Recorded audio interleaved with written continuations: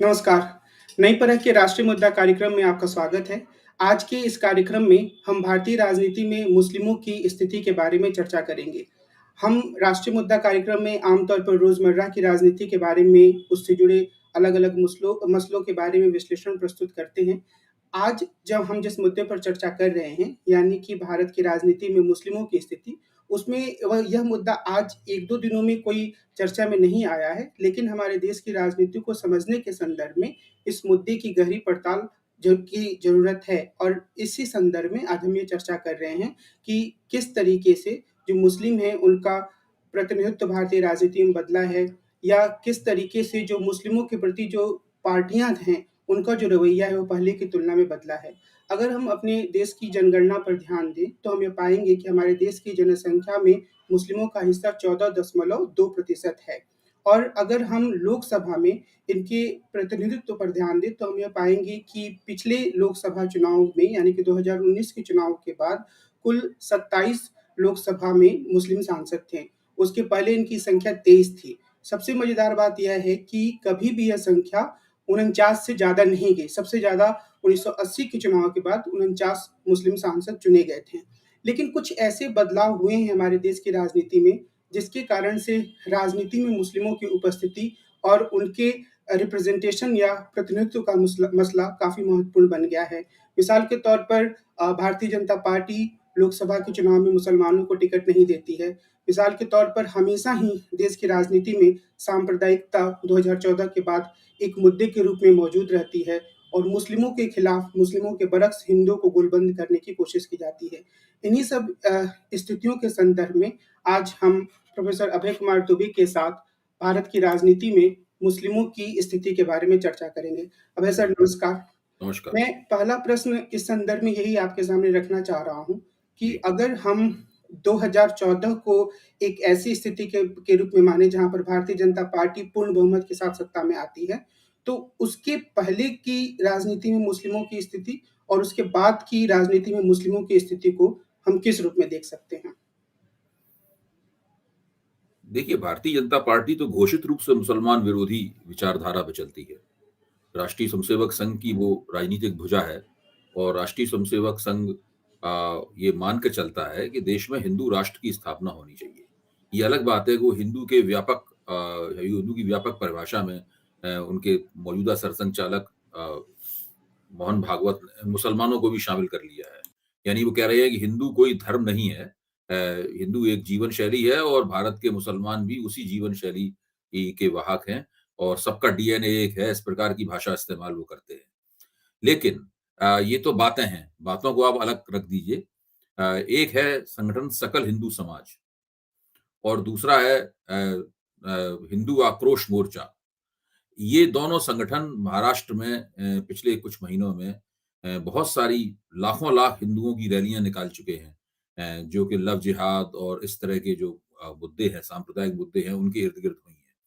ये बात सही है कि ये सकल हिंदू समाज और हिंदू आक्रोश मोर्चा आधिकारिक रूप से राष्ट्रीय स्वयंसेवक संघ का सदस्य नहीं है, ये संघ परिवार के नहीं है। लेकिन बड़े पैमाने पर भारतीय जनता पार्टी के कार्यकर्ता और संघ परिवार के स्वयंसेवक और संघ परिवार के मोर्चा संगठनों के स्वयंसेवक के सदस्य भी इन कार्यक्रमों में भाग लेते हैं। तो साफ बात है कि जो मंच से बात की जाती है, व्यवहार में वो नहीं है। व्यवहार में एक मुसलमान विरोधी राजनीति लगातार बिना रुके हुए विभिन्न मंचों से बदल-बदल कर बातें करते हुए की जाती है। तो मुसलमान 2014 के बाद से लगातार अपने आप को कोने में धकेला जाते हुए देख रहे हैं। भारतीय जनता पार्टी ने अब शायद एक आध कहीं मुसलमान को कभी वो टिकट देती है, वरना आमतौर पर मुद्दतों तक किसी भी मुसलमान को टिकट देने से लगातार इनकार किया और उसका तर्क ये होता था कि मुसलमान जब हमें वोट ही नहीं देते, तो हम मुसलमान को टिकट क्यों दें? तब उनसे जवाब में ही कहा जाता था, जब मुसलमानों को आप टिकट ही नहीं देते, तो मुसलमान आपको वोट क्यों दें? तो पहले मुर्गी हुई कि पहले अंडा होगा, इस बात को ये इस तरह की बहस थी। लेकिन इस तरह की बहस से काम नहीं चलता है। ये बात अपने आप में स्पष्ट है कि भारतीय जनता पार्टी हिंदू बोलबाले की राजनीति करती है। वो मानती है कि अगर हम 45 से 50% हिंदुओं को एकजुट कर लेंगे, तो मुसलमान वोटों की जो राजनीतिक एफिकेसी है, मुसलमान वोटों की राजनीतिक प्रभावकारिता है, वो अपने आप समाप्त हो जाएगी। और एक बार जब मुसलमान वोटों की प्रभावकारिता समाप्त हो जाएगी, यानी मुसलमान वोट सत्ता और चुनाव को प्रभावित करने से प्रभावित करने में अक्षम हो जाएंगे, उसके बाद हम बड़े आराम से मुसलमानों के साथ में बैठकर एक समझौता करेंगे कि भाई आपके क्या-क्या नागरिक अधिकार हैं, आप कहिए तो हम आपको दिए देते हैं। क्योंकि हम आपको नागरिक अधिकार देने से इनकार नहीं करते, लेकिन जो एक राजनीतिक हस्ती के तौर पर एक मुसलमान की जो इच्छाएं हैं और वो अपने वोट से सत्ता को प्रभावित होते देखना चाहता है, बड़े पैमाने पर की गई हिंदू गोलबंदी के कारण वो इच्छा उसकी परवान नहीं चढ़ती और ये चुनाव दर चुनाव हो रहा है। खासतौर से उन इलाकों में हो रहा है जिन इलाकों में जो इलाके भारतीय जनता पार्टी का प्रभाव क्षेत्र माने जाते हैं। सबसे पहले गुजरात में ये घटित हुआ, अब उत्तर प्रदेश में घटित हो रहा है और भी कई दूसरे इलाकों में घटित हो रहा है। लेकिन इसी के साथ साथ हमें ये भी नहीं भूलना चाहिए कि ऐसा सारे देश में घटित नहीं हो रहा है। अगर हम ये मानेंगे ऐसा सारे देश में घटित हो रहा है तो गलती होगी। आप देखिए दिल्ली की विधानसभा चुनाव में ऐसा घटित नहीं होता है। मुसलमान वोट हिंदुओं के एक प्रिय नेता अरविंद केजरीवाल, जिनको हिंदू समाज भी पसंद करता है, उनको पसंद करते हैं और दोनों मिलकर भारतीय जनता पार्टी को करारी शिकस्त देते हैं यहाँ पर। उसी के साथ में आप बिहार में देखिए, बिहार में राष्ट्रीय जनता दल के साथ मुसलमान खड़े होते हैं, जो मुख्य तौर पर यादवों की पार्टी है, यादव जो हिंदू समाज के सदस्य हैं, या पिछड़ी जातियों की पार्टी है जो ज्यादातर उसमें हिंदू समाज के सदस्य होते हैं, हालांकि मुसलमानों में भी पिछड़ी जाति के लोग होते हैं और बड़े पैमाने पे होते हैं। तो वहां पर मुसलमान इन लोगों के साथ जुड़कर अपना मतदान करते हैं। और पिछली बार तो तेजस्वी ने लगभग भारतीय जनता पार्टी और नीतीश कुमार के गठजोड़ को हरा ही दिया होता, और अब नीतीश कुमार तेजस्वी के साथ आ गए तो अब तो मुसलमान और भी ज्यादा उत्साहपूर्वक उनको वोट करेंगे, क्योंकि उन्हें साफ दिखाई पड़ता है कि वो भारतीय जनता पार्टी को ये गठबंधन परास्त कर सकता है। इसी तरह आप दक्षिण भारत में देखिए, दक्षिण भारत में भी मुसलमान वोटों की एफिकेसी कायम है। दक्षिण भारत में भी मुसलमान वोटों की प्रभावकारिता कायम है। और भी कई ऐसे राज्य हैं जहां मुसलमान वोट अपने सही सामाजिक समुदायों के साथ जब गठजोड़ करते हैं तो उनकी राजनीतिक प्रभावकारिता उन्हें हासिल होती है। तो ये सारे देश में अलग अलग स्थिति है, लेकिन भारतीय जनता पार्टी का जो प्रभाव क्षेत्र है, यानी जिन इलाकों को उसने गुजरात को फिर उत्तर प्रदेश को हिंदुत्व की प्रयोगशाला के तौर पर बनाया है, वहां पर वो ऐसा नहीं कर पा रहे हैं, क्योंकि वहां से सीटें बहुत ज्यादा संख्या में जाती हैं। उत्तर प्रदेश सीटें 80 की संख्या में जाती हैं और वहां मुसलमानों की आबादी करीबन देश की आबादी से ज्यादा है। देश में आपने 14 दशमलव कुछ बताया, लेकिन वहां मुसलमानों की आबादी करीबन 20% के आसपास है। तो वहां पर दिक्कत होती है, इस बात से काफी उलझन होती है वहां पर। एक जमाना था जबकि कांग्रेस को लगातार मुसलमान वोट देते थे, तो कांग्रेस के ऊपर आरोप लगाया जाता था कि मुसलमानों को वो वोट बैंक की तरह इस्तेमाल करती है, लेकिन ये बात बहुत पुरानी हो गई। मुझे लगता है पिछले 40 साल से मुसलमानों ने एक वोट बैंक की तरह किसी पार्टी को वोट नहीं दिया है। भारतीय जनता पार्टी को हराने के लिए वो वोट जरूर करते हैं और उसमें भी उनके बहुत सारे वोट बर्बाद हो जाते हैं, ऐसा नहीं है। मेरे ख्याल से 2022 का जो उत्तर प्रदेश विधानसभा का चुनाव था और दिल्ली विधानसभा के जो कुछ चुनाव हुए हैं, इन सब पे अगर आप गौर करें तो आप पाएंगे कि इन चुनावों में मुसलमानों का जो ध्रुवीकरण हुआ मुसलमान वोटों का, वो बड़े प्रभावी तरीके से भारतीय जनता पार्टी के खिलाफ हुआ। लेकिन बाकी सब चुनावों में इतना प्रभावी ध्रुवीकरण नहीं होता है। मुसलमान वोट कई तरह से कई पार्टियों में बट जाते हैं। अब उत्तर प्रदेश में देखिए, बहुजन समाज पार्टी और समाजवादी पार्टी और कांग्रेस के बीच मुसलमान वोट बटते हैं। कांग्रेस को कम वोट मिलता है, समाजवादी पार्टी को ज्यादा मिलता है, थोड़ा सा उससे कम बहुजन समाज पार्टी को मिलता है। पिछले चुनाव में कांग्रेस को बिल्कुल वोट नहीं मिला और बहुजन समाज पार्टी को भी बिल्कुल वोट नहीं मिला, क्योंकि उसने भी चुनावी मुहिम ही ठीक से नहीं चलाई। तो सारे के सारे वोट अखिलेश यादव यानी समाजवादी पार्टी की झोली में चले गए। लेकिन इस तरह की असाधारण गोलबंदी मुसलमानों की, ऐसा असाधारण कम देखने को आया है। तो ये है मुसलमान वोटों की स्थिति और उनकी प्रभावकारिता को समाप्त करने का जो मंसूबा है भारतीय जनता पार्टी का, उसको हम लगातार कारगर होते हुए देख रहे हैं, खासतौर से उन क्षेत्रों में जो भारतीय जनता पार्टी का कैचमेंट एरिया है।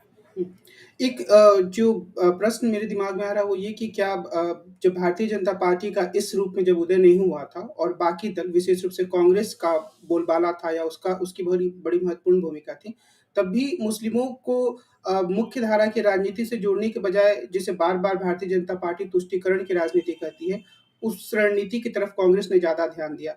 जैसे देखिए, ये भाजपा का फिक्रा है तुष्टीकरण।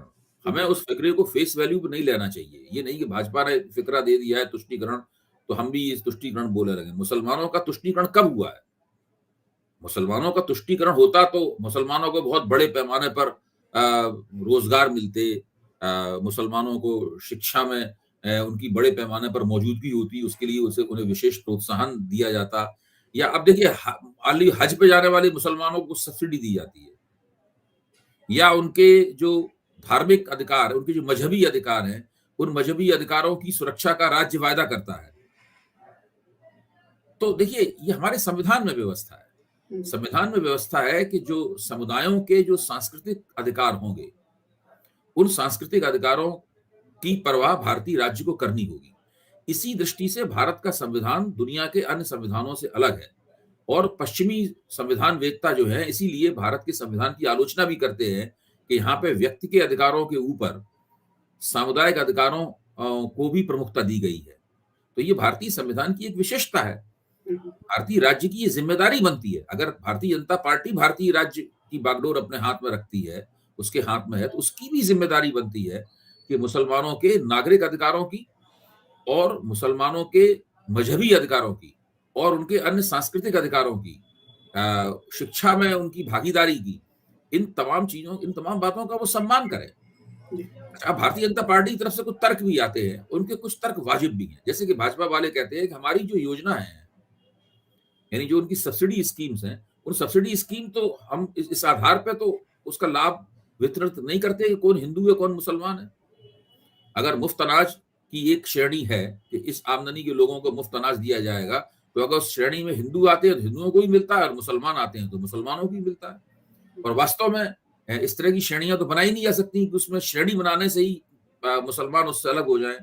तो इस स्तर पे भारतीय जनता पार्टी की सरकार मेरे ख्याल से मोटे तौर पे सही कहती है। संघ परिवार और भाजपा को जो दिक्कत है मुसलमानों से वो ये है कि जब वो लोग राजनीति करते हैं और राजनीतिक दावेदारियां करते हैं, तो उस वक्त उनकी दावेदारियां हिंदुओं के बराबरी की वाली होती हैं। मतलब वो चाहते हैं कि जितना हिस्सा हिंदुओं को मिले उतना ही हिस्सा हमको मिले, ऐसा भारतीय जनता पार्टी वालों का कहना है। भारतीय जनता पार्टी को जो आपत्ति है उसको सही तौर पर समझने की हमें जरूरत है। भले ही उस बात को न कहें, तो वो समान वो प्रतिनिधित्व की दावेदारी से आगे जाकर वो पैरिटी की या समकक्षता की दावेदारी करते हैं। और भाजपा का आरोप यह है कि उसके पीछे मानसिकता ये होती है कि कभी हम इस मुल्क के हुक्मरान थे, सदियों तक हम हुक्मरान थे, इसलिए हम ये दावेदारी कर रहे हैं। तो इस प्रकार ये बहस जो है, बहस का असली रंग ये है, भले ही मंच से कुछ और कहा जाए। एक चीज़ और है कि आम तौर पर जब कई मुस्लिम युवाओं से बातचीत होती है, तो उनके अंदर से एक पीड़ा ये निकलती है कि जो मुस्लिमों के मुद्दे होते हैं, जो कई बार न्याय से जुड़े मुद्दे भी हो सकते हैं, वहाँ पर जो विपक्षी दल है, ख़ास तौर पे उनका इशारा कांग्रेस और आम आदमी पार्टी जैसे दलों की तरफ होता है, उनका भी एक सॉफ्ट हिंदुत्व जैसा एक रंग उभर कर सामने आता है। वो खुलकर उनके अधिकारों की बात नहीं करते हैं। उनके नेता बार-बार ये दिखाने की कोशिश करते हैं कि वो असली हिंदू हैं। तो क्या ये 2014 के बाद की राजनीति का प्रभाव है कि बाकी दल भी खुद को ज़्यादा हिंदू दिखाने लगे हैं? देखिए 2014 के बाद जो भाजपा की लगातार जीतें हुई हैं केंद्र में और बहुत सारे राज्यों में, उसका प्रभाव तो है ही। उसने इस पूरे मसले को निर्णायक मोड़ दे दिया है। लेकिन मैं ये कहूंगा कि 2025 में राष्ट्रीय स्वयंसेवक संघ के 100 साल होने वाले हैं। तो ये पिछले 100 साल के संचित राजनीतिक, सामाजिक और सांगठनिक प्रयासों का फल है कि उन्होंने पूरे देश का जो सार्वजनिक जीवन है और उसमें होने वाली बहसें हैं, उसको एक हिंदू टर्न दे दिया है। सब लोगों को एक हिंदू मोड़ पर उन्होंने पहुंचा दिया है। और ये उन्होंने दिखा दिया है कि जो हिंदुओं की राजनीति करेगा वही इस देश की राजनीति में आगे बढ़ पाएगा। जो हिंदुओं की राजनीति नहीं करेगा उसको दिक्कत होगी और वो तरह तरह की परेशानियों में फंसेगा, उसके वोटों का धीरे धीरे करके क्षय होता चला जाएगा। तो इसकी वजह से एक हिंदू विमर्श स्थापित हुआ है। अब वो उसका एक नरम संस्करण है, एक उसका गर्म संस्करण है, एक उसका आतताई किस्म का संस्करण है। तो तरह तरह के उस हिंदू विमर्श के संस्करण है। यहाँ तक राष्ट्रीय स्वयंसेवक संघ का विरोध करने वाले बहुत से तत्व हैं जो कहते हैं कि राष्ट्रीय स्वयंसेवक संघ मुसलमानों के प्रति कुछ ज्यादा ही रियायत कर रहा है और हिंदू दृष्टि ये इजाजत नहीं देती। वो एक हिंदू दृष्टि का हवाला देते हैं। और उसमें बहुत सारे बुद्धिजीवी भी हैं जो खुल के वैसे नरेंद्र मोदी का समर्थन करते हैं, लेकिन वो ये भी कहते हैं साथ में कि नरेंद्र मोदी हिंदू दृष्टि, धीरे धीरे हिंदू दृष्टि के नुमाइंदे नहीं रह गए। वो बार बार मुसलमानों को लाभ पहुंचाने वाली नीतियां अख्तियार करते हैं और मुसलमानों को रियायतें देने की कोशिश करते हैं। देखिए भारतीय जनता पार्टी और नरेंद्र मोदी और राष्ट्रीय स्वयंसेवक संघ, अब जब उन्होंने सारे देश में हिंदू एकता के सबसे पहले नंबर के अलंबरदार होने का रुतबा हासिल कर लिया है, तो अब वो कोशिश कर रहे हैं कि किसी तरह मुसलमानों में भी उनका प्रवेश हो। हाल ही में नरेंद्र मोदी ने जो कहा है कि पसमानदा मुसलमानों के साथ में भाजपा अपने संबंधों को दुरुस्त करे और पसमानदा इलाकों में स्नेह यात्राएं निकाले। अगर पूरे मुस्लिम समाज में आप देखेंगे तो 80% से ज्यादा मुसलमान पसमानदा मुसलमान है, यानी पिछड़े और दलित मुसलमान है। अभी हाल ही में जो पसमानदा थीसिस के जो प्रवक्ता हैं अली अनवर, जिन्होंने पसमानदा मुस्लिम महाज नामक एक संगठन की स्थापना की थी एक जमाने में, और मसावात की जंग यानी समता की जंग नामक एक किताब लिखी थी जो बहुत मशहूर किताब है, उन्होंने अपनी इस थीसिस का एक नया संस्करण प्रकाशित किया है जिसमें वो समग्र पसमानदा थीसिस को पेश कर रहे हैं, यानी मुसलमानों के साथ में दलितों को भी जोड़ रहे हैं। जब से नरेंद्र मोदी ने ये बात कही है तब से पसमानदा राजनीति काफी सक्रिय हो गई है। अभी तक होता ये था कि तमाम मुसलमान जो अशराफ मुसलमान हैं, यानी जो एलीट मुसलमान हैं, जो शेख, सैयद, पठान मोटे तौर पे कहें, मुगल, ये मुसलमान हैं जो बहुत अल्पसंख्यक हैं, उनके नेतृत्व में रहता था। बातें पसमानदाओं के हित की भी होती थी, लेकिन अंततः ये जो अशराफ जिनके साथ होते थे, एक जमाने में वो कांग्रेस के साथ होते थे तो मुसलमान कांग्रेस को वोट देते थे। आज वो सामाजिक न्याय की पार्टियों के साथ हैं, उत्तर प्रदेश में वो मुलायम सिंह, अखिलेश यादव की पार्टी के साथ हैं, बिहार में वो मोटे तौर पर तेजस्वी यादव की पार्टी के साथ में है, तो वो वहां पे वोट देते हैं। कई जगहों पर वो लोग कांग्रेस के साथ भी हैं, तो कई प्रांतों में कांग्रेस को भी मुसलमानों के वोट मिलते हैं। और आपको ध्यान रखना चाहिएगा, अभी भी देश में करीब 35% मुसलमान वोट कांग्रेस को जाता है। भले ही उनको बिहार में मुसलमान वोट ना मिलते हो, उत्तर प्रदेश में मुसलमान वोट ना मिलते हो, या दिल्ली में मुसलमान वोटों का टोटा उनको रहता हो, लेकिन देश के यही पूरा देश नहीं है, काफी इलाकों में मुसलमान वोट कांग्रेस के साथ जाता है। तो ये मुसलमान वोटों के कई सारे लेनदार हैं, इसीलिए मुसलमान एक वोट बैंक के तौर पर वोट ना देकर बंटकर वोट देता है। इसलिए ये पूरी बात ही गलत है कि मुसलमान एक वोट बैंक की तरह व्यवहार करता है, जो पार्टियां उसे वोट बैंक की तरह व्यवहार करने के लिए उकसाती हैं। एक जमाने में इस प्रकार की बात कही जा सकती थी, लेकिन वो जमाना 40 साल पीछे छूट चुका है। जी।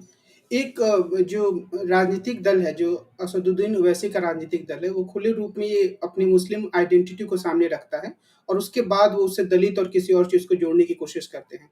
तो उनकी जो राजनीति है, जो कि मुस्लिमों को केंद्र में रखकर है, और वो अलग-अलग जगहों पर जाकर चुनाव भी लड़ते हैं, और कई टीकाकार मानते हैं कि बिहार में अगर आरजेडी हारी पिछले विधानसभा चुनाव में, तो उसमें ओवैसी की पार्टी की बड़ी भूमिका थी। तो इस तरह की जो राजनीति है, क्या मुस्लिम युवा उस तरफ आकर्षित हो रहे हैं और वो एक अलग पहचान के साथ अपनी राजनीति को स्थापित कर पाएँगे? आपका इसके बारे में क्या मानना है?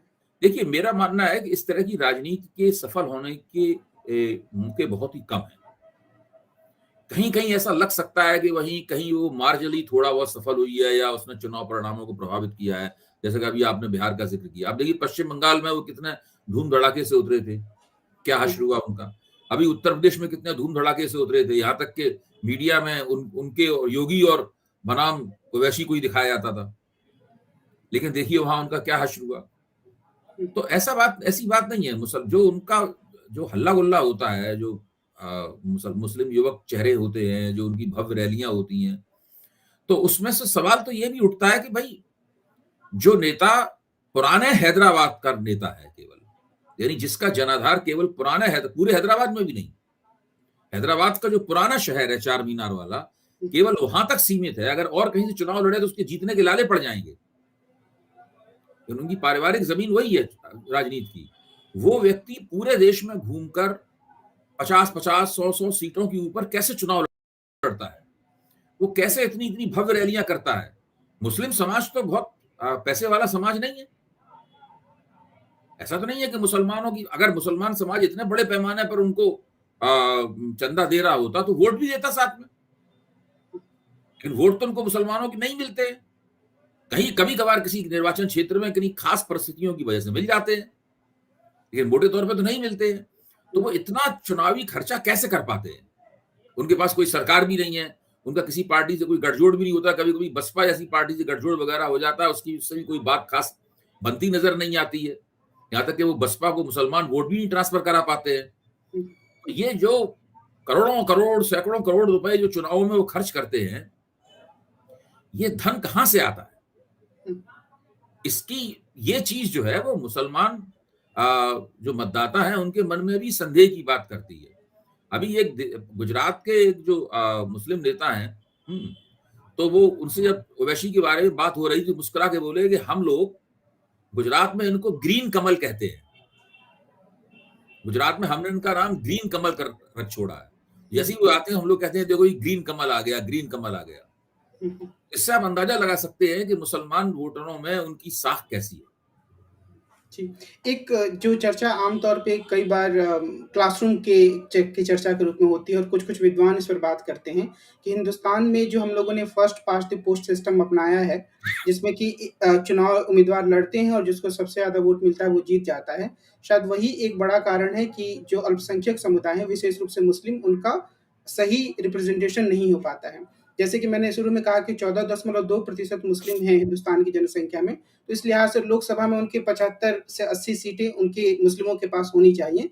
लेकिन जब सबसे ज़्यादा मुसलमान जीते 1980 में, तो वो 49 थे और उसके बाद हमेशा ही 30 के नीचे 29, 27, 23 ऐसे रहा है। तो इस बारे में आपका क्या मानना है कि क्या यह तर्क सही है कि अल्पसंख्यकों को, विशेष रूप से मुस्लिमों को सही रिप्रेजेंटेशन नहीं मिल पाता है क्योंकि first past the post system हमारे यहाँ है? अच्छा कमल, एक बात बताइए, आप तो राजनीति शास्त्र में रमे हुए हैं, आप उसके आचार्य हैं, बच्चों को भी पढ़ाते हैं और खुद भी पुस्तकें लिखते हैं, बड़ी अच्छी चर्चाएं करते हैं। क्या लोकतंत्र में प्रतिनिधित्व का असूल आबादी के मुताबिक प्रतिनिधित्व है? मुझे लगता ऐसा है कहीं कि लिखा हुआ है? ऐसा कहीं लिखा हुआ है कि संविधान केवल 2 समुदायों को इस प्रकार की इजाजत देता है?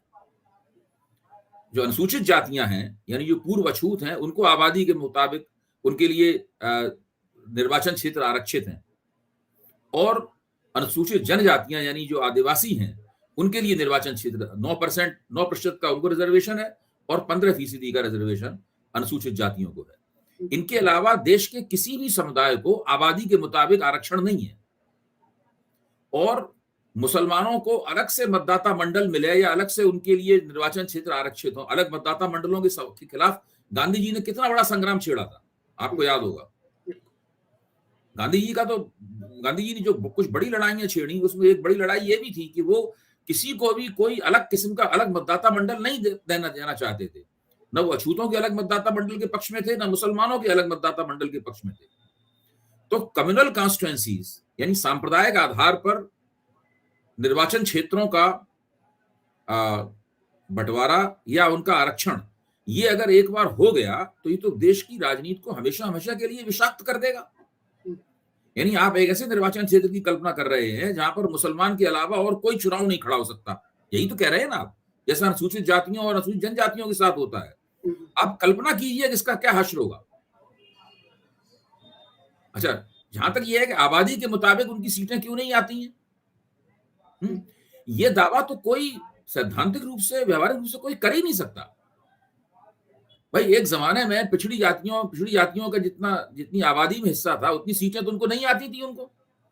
फिर जब पिछड़ी जातियों ने राजनीति में अपनी भागीदारी बढ़ाई और उन्होंने तरह तरह के सहयोग समझौते करने शुरू किए, तरह तरह के गठजोड़ करने शुरू किए और इस तरह से उन्होंने राजनीति की, काफी लंबे अरसे बाद उनकी संख्या विधायिकाओं में बढ़ने लगी।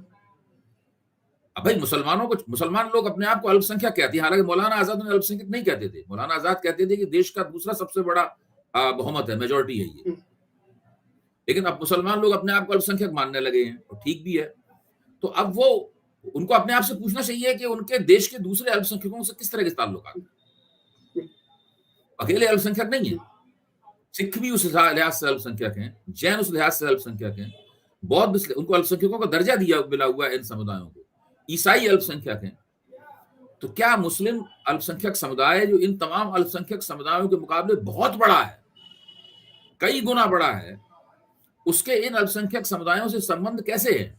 जब इन अल्पसंख्यक समुदायों पर बहुसंख्यकों का अत्याचार होता है तो मुसलमानों में मुसलमान उसके ऊपर क्या करते हैं? मुसलमानों का नेतृत्व तो क्या करता है? दिल्ली में जितने बड़े पैमाने पर 1984 में निर्ममता पूर्वक हजारों सिखों को जलाया गया जिंदा, उनको लूटा गया, उस वक्त दिल्ली का जो मुसलमान है, जो काफी बड़ी संख्या में है, उसने क्या किया? ये तो सवाल मैंने मुस्लिम मजलिस मशावरात के कार्यक्रम में उठाया था। मुझे इसका कोई भी संतोषजनक उत्तर नहीं मिला किसी ने कहा कि हमने एक बयान जारी कर दिया था, किसी ने कहा अरे हमने कुछ तो मतलब अपनी अपील जारी की थी। हमने कि आपकी हैसियत के बयान जारी करने और अपील जारी करने की है। तो आपके खिलाफ जब सांप्रदायिक हिंसा होगी तो और लोग भी बयान जारी कर देंगे और अपील जारी कर देंगे। फिर आप देश के दूसरे समुदायों से क्यों उम्मीद करते हैं कि वो आपके आपके पक्ष में खुलकर आएँगे? तो जो मुस्लिम राजनीति है उसका एक खास तरह का किरदार रहा है। ये अपने आप में डूबी हुई राजनीति है। अपने आप में सीमित राजनीति है। ये खुलती नहीं है। ये इसके दरवाजे बंद रहते हैं। आज आज़ादी के तुरंत बाद जो स्थिति थी, राजनीति के बुनियादी किरदार में कोई अंतर नहीं आया है। तो मैं चाहता हूँ और आप भी चाहते हैं और हमारे जैसे आप जैसे लोग भी चाहते हैं कि मुसलमानों को उनके पूरे नागरिक अधिकार मिलें, उनको अपनी पूरी राजनीतिक अभिव्यक्ति का मौका मिले, उत्तरोत्तर संसद और विधायिकाओं में उनके नुमाइंदे बढ़ें, इस तरह की स्थितियाँ पैदा हों, लेकिन इस तरह की स्थितियाँ पैदा करने के लिए स्वयं उनको पहलकदमी करनी पड़ेगी। बिल्कुल। दूसरे वो असल में केवल अपने धार्मिक अधिकारों की सुरक्षा करने तक ही हर चीज़ को सीमित रखना चाहते हैं। अपने समाज के अंदर भी कोई बहुत ज़्यादा तब्दीलियाँ आएँ, उनके समाज में चीज़ें बदलें। आजकल कुछ-कुछ आवाज़ें उठने लगी हैं और कुछ बातें होने लगी हैं उनके समाज के भीतर से भी, लेकिन वो बहुत ही कम है। जितना होना चाहिए उतना नहीं है उसमें। तो ये बहुत सारी ऐसी समस्याएँ हैं जिनकी वजह से उनको राजनीतिक नुकसान उठाना पड़ता है। मैं ये सब इसलिए नहीं कह रहा हूँ कि जो सांप्रदायिक राजनीति होती है और हिंदुओं बहुसंख्यकवाद की राजनीति है और उसका जो बोलबाला है, उसकी जो कामयाबी है, मैं उस मुसलमानों की दिक्कतों के लिए उसके महत्व को कम करके आँक रहा हूँ। मैं ये नहीं कह रहा हूँ। वो तो मैं पहले ही कह चुका हूँ कि जब से ये राजनीति परवान चढ़ी है, तब से मुसलमान पूरी तरीके से अपने आप को आरक्षित महसूस कर रहे हैं। वो महसूस करते हैं कि उन्हें कोने में धकेल दिया गया है, वो महसूस करते हैं उनकी राजनीतिक पहलकदमी को उनसे छीन लिया गया है और मोटे तौर पे बहुत सारी बातें सही भी है। लेकिन इस समस्या से निकलने का क्या तरीका है? ऐसा नहीं है कि समाज के अन्य गैर मुसलमान हिस्से आगे बढ़कर उनको उठाएँगे, इस समस्या से निकालने की कोशिश करेंगे। उनको खुद ही कोई रास्ता निकालना पड़ेगा। छोटा-मोटा समुदाय नहीं है ये। उनको खुद ही कोई रास्ता निकालना पड़ेगा और उस प्रकार का रास्ता निकालने में वो मोटे तौर पर न केवल नाकाम है, बल्कि रास्ता निकालने की कोई उनमें इच्छा और पहलकदमी भी नहीं दिखाई पड़ती। तो आज की बातचीत में हमने मुस्लिम राजनीति से जुड़े विविध मुद्दों पर, विविध पहलुओं पर चर्चा की और मुख्य रूप से जो बात उभर कर सामने आई वो यही कि जो मुस्लिम समाज है और वहाँ पर जो बुद्धिजीवी तबका है, उसको अपने समाज के भीतर राजनीतिक बहस को और तेज करना होगा, जिससे कि वह अपने अधिकारों के बारे में ज़्यादा जागरूक हो पाए और राजनीति में अपने आप को ज़्यादा सक्रिय बना पाए। तो अभय सर, आपको इस बातचीत के लिए बहुत-बहुत धन्यवाद। नमस्कार। अगले अंक में हम मिलते हैं और एक अन्य मुद्दे पर विस्तार से बातचीत करेंगे। नमस्कार। ज़रूर।